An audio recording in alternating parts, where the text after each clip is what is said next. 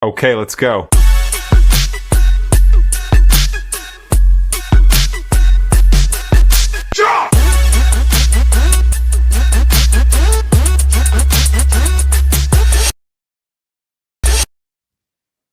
So went down to historic Memorial Coliseum over the weekend to watch La Familia in the TBT Championship, and it was a fun event. Very quiet crowd. It was not a raucous crowd by any stretch. There were Were we points ever ahead? we were never ahead. No, Okay. and the crowd was not raucous. It was there were times when it got loud, but it was not a great. I shouldn't say it wasn't a good crowd. Everybody's just trying to figure out what's going on here. It was a fun event. They couldn't hit a free throw to save their life. I think they Well, hit how about that? Because that's what I was going to say. How many did they miss? Because I couldn't get UK stats. 16 of 31 is what they hit.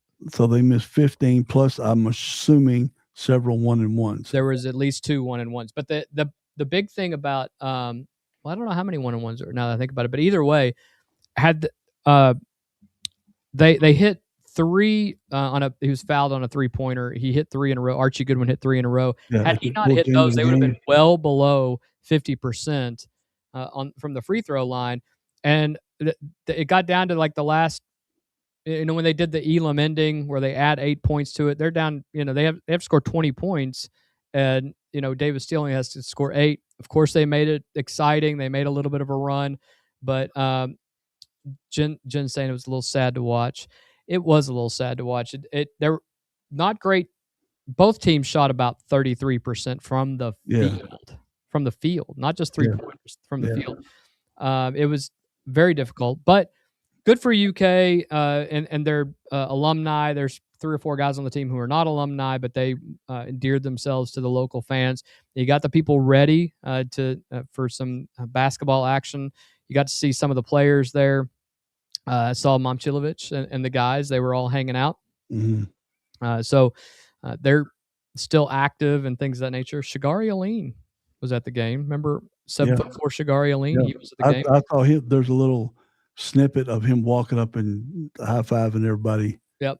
And I saw gubernatorial candidate Rocky Adkins. You sent me that picture. He was not in the cheap seats, I will tell you that much. He was in the suite area. Good for him. Yeah. But it was a good time. They ended up losing to Davis Steel. We happened to be sitting right next to the Davis Steel corporate family that was all over there. What is Davis? Is that steel makers? Actual steel makers. Yeah, they have a corporate team that they sponsor with these guys who play. That's cool. Yeah, and these are all former college players and things. A lot of them played internationally. They were panned widely over the last few years for being one of the worst teams in this tournament, and then they've slowly become better and better, and then they finally won it. This is their first time for you. Yeah, so good for them. The thing on the socials, because I was at I think I told you I was at my youngest grandson's first birthday party. So once I got there, I was just kind of watching the stats and looking at social media, and everybody was talking. I clipped some. Everybody was talking about how many free throws we missed. It was brutal. It's hard to watch. I saw Andrew Harrison missed at least 6 free throws. Andrew Harrison, who was money. Yeah, Buddy Rogers asked if he was that bad a free throw shooter in college. No, he was not. He was dead money in college. Yeah, him and his brother. So it was. Well, I was watching it, and that's the bad news over the weekend. Mm-hmm. But then something else happened on Friday afternoon that we knew was the potential coming down the pike, and now it did happen, and we got to get into it because it does affect Kentucky basketball. Friday afternoon, Judge Charlotte Sweeney of the U.S. District Court of Colorado granted a class-wide preliminary injunction against the NCAA and blew up college basketball's offseason in the process. Here's the class she certified. Every athlete in the country who started competing in Division I in the 2022-2023 season and finished their 4th year of eligibility this past spring under the NCAA's new 5-for-5 rule approved in June, 5 seasons over 5 years. Those players were done. Sweeney ordered the NCAA to create a blanket waiver, giving all of them another year. Her reasoning was that those players would suffer irreparable harm without it, and she specifically declined to accept the NCAA argument that applying the rule this way would create roster chaos. The NCAA disagrees loudly. President Charlie Baker said the ruling and the chaos they bring are exactly why Congress needs to pass the Protect College Sports Act. The NCAA's general counsel said they'll appeal on an expedited basis and try to restore the status quo. And the Colorado ruling came hours after a Tennessee court granted a fifth season to Jalen Washington, most recently of Vanderbilt, and 18 other basketball players, including Denzel Aberdeen. Now, here's the part that matters for us. The transfer portal for these players opened today, August 3rd, and closes August 10th in 1 week. 7 days. So the question is this. Pope left the chair empty, and we've been talking about this for a month now. Yeah. Why will he not fill this seat? Perhaps he lucked into this. Perhaps he figured this was going to come did down the Florida road. know also? Did Florida know this was going to come down, and that's why they kept Aberdeen around? It's entirely possible. So maybe Pope knew also, like you said, maybe. The reason Kentucky fans should be paying very close attention, Mark Pope added 9 new players this offseason. He has, by his own description, liked this roster since June, and he has deliberately not filled the 15th and final scholarship. His words in July, and we covered this, I love our roster right now. I like the way the pieces fit. I like the versatility of our guys, but we have a spot open. He left it there. And then we're definitely holding this spot to see if there's something that can make us better. But I like this group right now, because you got to say that. You got to say, I like this group right now. Oh, yeah. But read that again with Friday's ruling in front of you, though. Pope saw this coming, just like you said. Yeah, the lawsuits had been piling up. And Tennessee said he's going to be ready for game 1. Of course. We still got a 15th opening. Tennessee, North Carolina, Georgia, Colorado, and California all have lawsuits that have been filed over the last few days or last few weeks. Everybody in the sport knew there was a real chance a court was going to spring a class of fifth-year seniors loose in the middle of summer. Most programs filled their roster anyway, Craig. Kentucky sat on a scholarship and waited. That is either patience or it's luck. And either way, Kentucky is one of the very, very few high-profile programs walking into this 1 week window with a chair to offer and the money to fill it, Craig. Yeah, mention the guy, or you want me to mention him? Well, there's a couple of them. There's 3 guys. Keyshawn Johnson, though. I like him. Yeah, and Keyshawn Hall? Hall. Yeah, him. Yeah. He's coming in like a 19.3 point average, 7 rebounds, something like that. This guy would be a get. You add 20 points to our already potent offense. 112 points or something stupid. I mean, my goodness, we would be there. Now we got to start thinking, is there enough basketballs on the court? Well, let me tell you about, for those of you who don't remember, a shooter. Keyshawn Hall. This would be his 5th school in 5 years, which some people say is a red flag. This is last year he's got anyway, so might as well use it. 3 names matter to Kentucky. Keyshawn Hall, former Auburn wing, and he's already through the door. He was granted a preliminary injunction before Friday's class ruling even landed. Yeah. Last season, he averaged, you're going to love this, 19.3 points and 7.1 rebounds a game in the SEC against this same schedule, against these same teams. And here's a detail Kentucky fans will enjoy. So those are real points. Points. Not coming from a Division points. 3 19 No. game. This is a big body stud, 6'7" guy. That's why I like this guy. Yeah. Mark Pope, this is something you guys will enjoy. Mark Pope last season compared Keyshawn Hall to Paul Pierce. That's the comparison the head coach reached for, unprompted, about a guy who might now be available. And Pierce is one of the best last-minute scorers of all time in NBA history. Second name, Jackson Kohler, the Michigan State forward, 6'10", 245, all Big Ten honorable mention, 12.5 points and 8.9 rebounds a game, 3rd best rebounder in the entire Big Ten behind those studs at Michigan. And his 312 total boards ranked top 25 nationally. He shot 50% from the floor, and that is the part that changes his fit, 38.9% from 3 on 4.3 attempts a game. I don't want a big shooting threes with our... I'm just saying he can shoot 40%. That's fine. Yeah. He went undrafted in June and played summer league with the Utah Jazz. John Rothstein reports Kentucky, Kansas, and BYU have all expressed interest. However, today it sounds like BYU and Kentucky are the only names that are. Why are we battling BYU all of a sudden? Well, I don't know if he's They're Mormon or sitting on the not. seat. He could be Mormon. I don't know. Where's LSU in this? Do they have a team yet? Well, that's the other thing is that when I was talking to my guys, they were like, they have all the money. They'll offer these guys $10 million a piece. By the way, LSU only has 4 guys on the roster. Yeah, where's 4 LSU signed guys on the roster. They're going to be able to fill it out now, maybe. I mean, I guess, but I mean, there's only so many guys here, but it's wild. The third name is one that you may remember from SEC talk as well. Mark Mitchell, 2 years at Duke, 2 years at Missouri, 6'9", 230, second team All SEC last season, third team the year before, the second player in Missouri history to earn All SEC honors twice, 18.3 points per game, 5.2 rebounds, and 3.6 assists. A big man passer on 54.7% shooting, which was third in the SEC. He led Missouri in scoring, rebounding, and assists in the same season. He entered the portal Friday night as well.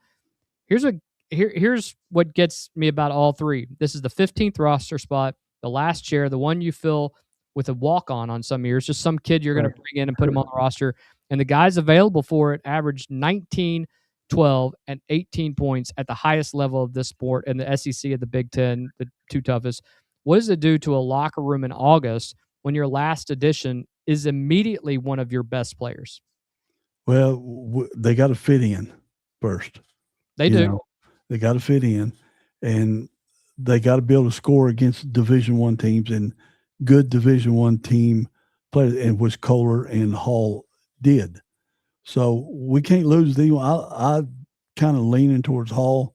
I don't want the middle guy, whoever, the center. We're good there. Jackson Kohler. Yeah, we don't need another center, and we don't need a center that shoots 3-pointers because we're going to run under the basket a lot of plays this year. Well, you may be right, but any of these guys, of these 3 guys makes Kentucky, and this is people saying, well, Ryan Hampton might reclassify. Don't matter now. Don't matter now because these are dudes. Yeah, these are grown men. These are starters. Yeah, these are starters that are going to come in. We were going as Frank. Kohler's All SEC. I didn't know that. Twice. Yeah. So I mean, these are big bodies. All 3 are going to come in, and they can all start immediately. You're right. They're going to have to fit in.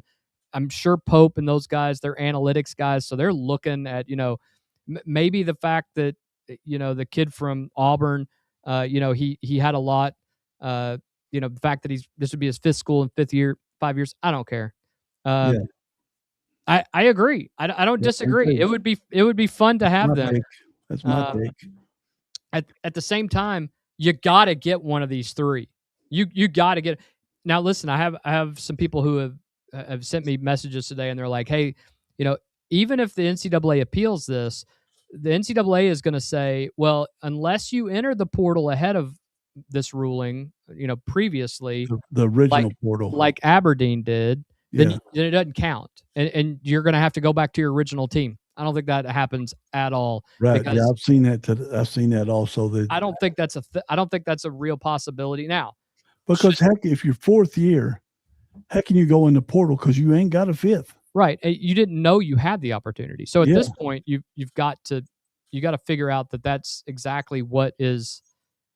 That's exactly what you have to avoid is the chaos. Now people say, well, this is chaos. You're right, but some of these programs.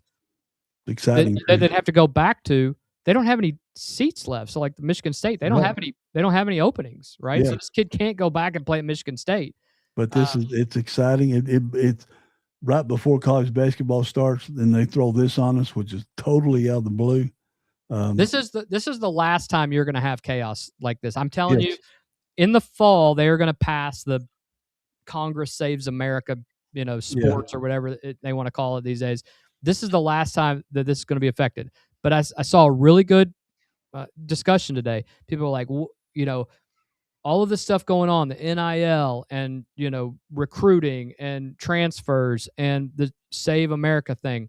When we're in Clickless Stadium watching the football Wildcats, or we're in Rupp Arena watching these guys, and it's coming down to the last 20 seconds. Ain't a body give a damn about any of this stuff. We are locked into Kentucky sports. And if Kentucky sports can add somebody that's going to get us over the finish line to be a Final Four contender, bring it on. Bring it, yeah. Bring all the chaos on. Yes, because it's chaos from the NCAA point of view. Caused by the NCAA. It's their fault. But it's opportunity for UK and for Pope for holding out. Yep. On his 15th seat. We've said he's a genius. We've said he's smart. He might be smarter than we figured he was. Fate. Maybe it's just big blue fate. Maybe. I mean, I don't know, but if the opportunity's out there, we need to take advantage of it. And we can get one of these 3 players. I'll say 2, the Kohler and Hall. If we can get one of those 2, Ryan Hampton can stay in school another year. Yeah. Build Great. up some bulk. Works out for everybody. You're going to take a 230-pound man over a 17-year-old high school player. A grown man. I mean, some of these guys are 24, 25 years old. Yeah.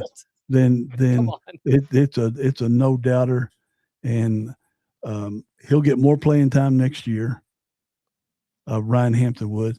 So this could be ridiculously good, and I'm saying ridiculously good for UK. If I am ranking 19 or 18 points to this already potent roster. Yeah. If I'm ranking by ceiling, like, who has the highest ceiling with this team that we have, it's Hall. 19 a game in the conference. Mm-hmm. And your own head coach compared him to Paul Pierce out loud before he was even potentially coming here. That's the guy who wins you a game in March that you had no business winning. That he puts just a ugly 16 points, 9 rebounds up or something like that. I think the second guy is probably Mitchell for me. He's the most complete basketball player of the 3. 18, 5, and 4 on 55% shooting all over the floor. Leads his team in all 3 categories. He won't have to lead his team in all 3 categories here, which is great. You don't need that. He already has 3 months to figure out, who shoots how this roster is going to shake out. Pope's already got 3 months to kind of figure that out. Now he's got he's kind of got 3 guys on the board, and computer game kind of thing. Like, who are we moving here? Remember the competition they had this week? Yeah. On the 3-point shooting, 80%. All 3 of them shot over 80%, and that's with that Cam Williams in there. I mean, what's his face from Harlan? He's bulked up. He lifted a lot of weights this winter, so it's going to be Trent Noah. It's going to be something else, and this would be, as George said, well, that for sure. Yeah, who wouldn't? But George has got the right one. This would put icing on the cake with another stud player. Totally agree, George. 100%. I think but it's a fit. You perhaps the 19-point or 18-point guy looks great on paper, but he's been to 5 teams in 5 years. Why is that? Is there something in the locker room that he doesn't like? Does he add anything to the school? I mean, I know some people don't care about that, but at Kentucky, tradition matters, things like that. Yep. We had some chaos in the locker room last year, whether all of we heard was true or not. There was something going on there. It's the last thing Pope wants right now. Maybe you go with a guy like Kohler, who is, assuming everything that they say about him. He's just a head down, works hard, kind of blue collar guy. Maybe that's it. Maybe you go with Mitchell, who has the pedigree, a couple years at Duke, a couple years at Missouri, and he's the guy that can kind of fill that role. But whatever it is, you can't just bring in some dude and throw the ball out there and say, match with this team that's already been together for 3 months. They've already traveled and done a bunch of stuff. So you need to kind of figure those things out. I will say that it sounds like from what I was reading earlier the other day, or actually today, that Hall has already started following some of the assistant coaches on the University of Kentucky team. Yeah, on their social media. And one last thing, he played on 4 teams, or this will be his 4th team. He's adapted to each one, and he's adapted to come into Auburn and score 19.3 points a game. So it might be that this guy can put his own game into whichever team he's playing on too. It can't be saying, well, he's going to come in and try to be the man. He's had to adapt to each team to overcome whatever his problems were and still scored 19 points a game in the SEC. That's pretty good on his side. It is. And the flip side of that is whoever you get, they need to understand that they may not be the man. Right. You know, you're coming into a program where you have Malachi Moreno, who is considered, and Momcilovic. Those are the keystone. Now, are you going to add to that and be dominant like in Michigan, gelled like they did last year when you add it, Yaxel Lindenborg and those guys that all played together? Maybe it works, but you better be talking to some coaches, some former teammates, some ex-girlfriends, whatever you need to do to get to these guys' pass. You better figure out what makes them tick. And if it's he has to be the man, then that won't fit into a group that already has some dedicated studs that are going. Those are the leaders. Now, can you earn your way into that role? Absolutely. They may find that he, the old man, the unk as they call him, is the one who has the has. Or he could see it another way. I can get $1 million or whatever it is we got left to pay. I can come in and get $1 million, and maybe they only need 10 points out of me, but I'm still getting $1 million or more. Yeah. So more than sitting the bench in a G League. He wasn't good enough to be drafted by the NBA. He wasn't good enough to be signed by somebody in the NBA. So, but he's an elite of what's left over. He's got to understand that and say, hey, man, here's an opportunity for me to earn some life-changing money, play on the most storied basketball team in the country, and still get out there and contribute, maybe only play 10 minutes a game. But if he comes in and he's shooting 60% and Pope has to play him because he earned the minutes, then that's even better. But the fifth-year guy, these guys are coming back. A lot of them's coming back for the money. But I don't think there's going to be that many coming back, or they would already been drafted in the NBA. I think this is a select group of people who will match this, probably and then an even smaller group of schools that can afford these guys. Right. Probably only 10 or something, but that'll make a real difference on the team.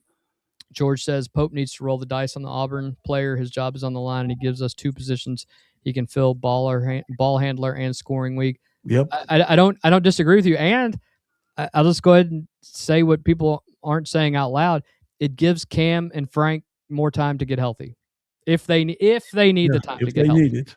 Yeah, but it adds another wing shooter to us that we don't get hurt when Momcilovic or Cam has got to take off the floor. Right. We're not our second guys coming in are not going to hurt the team a lick.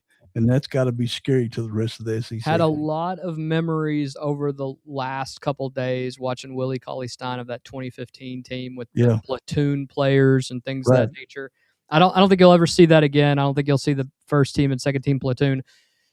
But you got 15 guys who can all ball on this team. And I'll say that even the guys we don't, Braden Hawthorne, Zion Hawthorne, who obviously Zion's not going to play this year, but Braden Hawthorne, kid from Ohio. You got a bunch of kids out here who can still play, and you don't have to worry about drop off. And I think that's the key. Let's see, what's his name here? I always forget his name. Reese Potter. I always forget Reese. Sorry, Reese. He's still healing. Yeah. It might cost him some minutes, but it could allow him to bulk up for next year. Maybe this pushes some guys to, suck it up. Harder. Work harder. Yeah. You got to work hard to win, and you got to give some things up, like we said earlier. If you're going to succeed, there's some things you can't do that you would normally do. Right. Because you want to be a winner, and in this case, you want to get minutes. Competition is the best thing for a team internally. Yep. You don't want distractions and infighting, but competition is great. Kind of like the Dodgers. They could have two different teams and still win the World Series. Maybe they could split off and make it competitive for everybody else. Stupid Tigers trade. And if you do like if it goes like what you talked about earlier before we went on there, that they have a walkout next year after getting the god awful amounts of money. Well, and it's gonna be the Dodgers' fault I mean, a because 249 hitter getting $10 million a year. Are you kidding me? well, and some of these guys that I sent you from the Dodgers, they're going to be paid through like 2049, Yeah, like which is yeah. fine. I understand the math and everything else, but right now, right now, their luxury tax payment is more money than 16 teams' entire rosters in the major leagues. Isn't that crazy? Their luxury tax bill of $150 million. That's their bill. That bill is more than the entire payroll of 16 teams. Yeah. And of course, the Cincinnati's and Detroit's you How mentioned. can Cincinnati and Detroit and they can't compete. Minnesota's money. compete? Yeah, they can't compete to win, but their owners, they'll get their cut of that $150 Tampa million. Bay's and all that, of course.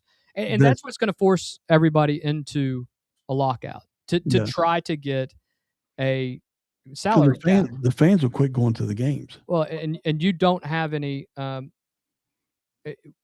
without having any guarantee of your team being competitive. Why would you spend $100 a ticket, which is essentially what it is now, per person, to go to a Reds game? Yeah, exactly. If they got no shot of what I'm not paying $100 to go watch the Dodgers play. I'll just watch them on TV any day of the week. I'm not going to pay to go to Red Stadium and see them. So if they got no shot, the team will fold. The fans will. I know that. The fans. I call it Clickless Stadium. So I mean, right, we have everything we call it instead of Kroger Field. Kroger Field. But if the fans got no reason to, no hope of going, that's why you see UK is full with 20-some thousand. Always got hope every game, but then you go to a Missouri game and there's 6,000 people there. Vanderbilt until last year. Arena, 20,000 person arena. I mean, it's all different, and I'll just quit. I mean, baseball is pretty much the last strike hurt me a lot on watching baseball. Well, and you're not gonna have the steroid era to pull you out of it like they did last time. Yeah, which they allowed to happen 100%. I mean, I don't even need to borrow your tinfoil hat to believe that. Right, baseball just might fold after this because the fans are tired of it. There's too many other options now. Well, and too many people hate the Dodgers and hate the Yankees now, and it's not just because they're traditionally great teams. It's because they're buying World Series championships. Yeah. And the thing is, with the Dodgers, got to give them credit for this. Their superstars are delivering where the Yankees superstars didn't. They would rolling over in his grave. Yeah, they would fold in the playoffs or they'd fold in the World Series if they got there. But it's just no fun when you already know. When you add a guy that's the last 2-time Cy Young Award winner, he's back, and he had a great July. Yeah. I mean, hey, you don't have to convince me. I've been heartbroken all weekend about it. While the Tigers are continuing, they swept the Athletics this weekend, and they gave away their best player. They're only 2.5 games out of the wild card. They gave away their best pitcher. Well, he gave away the best pitcher 2 years in a row in the American League. Yeah. And might as well go ahead and get Paul Skeens from Pittsburgh. Yeah, I was going to say, if it's Paul Skeens or him, is who's the best pitcher in all of baseball. Yeah. So, anyway, well, I know that if they walk out next year and then the following year, will I know who Paul Skeens are? Now I'll forget. I'll just say that's Livy Dunn's boyfriend. I can't remember his name. That's correct. That's absolutely correct. I can't remember his name, but I will tell you this. This is all the Dodgers doing. It's going to be the Dodgers strike, and 100%. And one more reason we're both not like blue. LA. Yeah, is what it is. I mean, Magic Johnson, he's making, I guess, for his minority ownership, they're all making money somehow. Somehow they got to pay out $150 million out.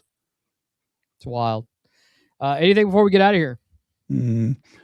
Watch Michigan. Watch the vote tomorrow because it's gonna have national ramifications. It will, and we'll talk about what will end up happening with that. And I know Wednesday there will be press conferences. They will be staking their claim. Yep, it's going to be something. And you won't see Timu Obama. You won't see Schumer. You won't see hide nor hair of them because they have been pretty much absent anyway. Because they just not just because we'll talk about it tomorrow, but they have been absent of the airwaves. Craig, thank you as always. To everyone watching and listening, we can't do this without you guys. You guys have made us one of the top podcasts, top 10% in YouTube. Wait. What are we doing Thursday?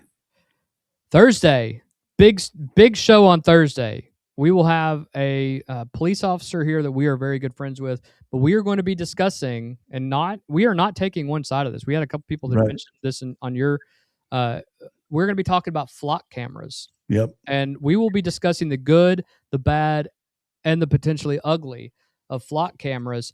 And ALPRs, automatic license plate readers. I am really looking forward to this. I have a position, but it's not necessarily for, and I know you're questioning as well. Obviously, our friend that's coming on here, Jeff Farmer, he is a police officer who has used these to solve crimes, and he and some of my buddies, they may chime in as well. Who knows?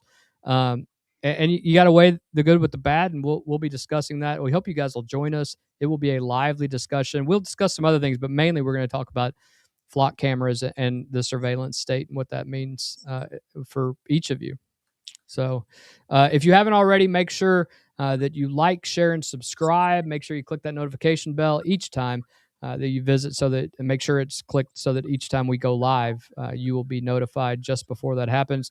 Share it with someone else who needs to be above the noise. And until next time, make sure that you stay informed, stay sharp, and stay above the noise. We will see you guys tomorrow night. Have a great Monday evening. See ya. Bye.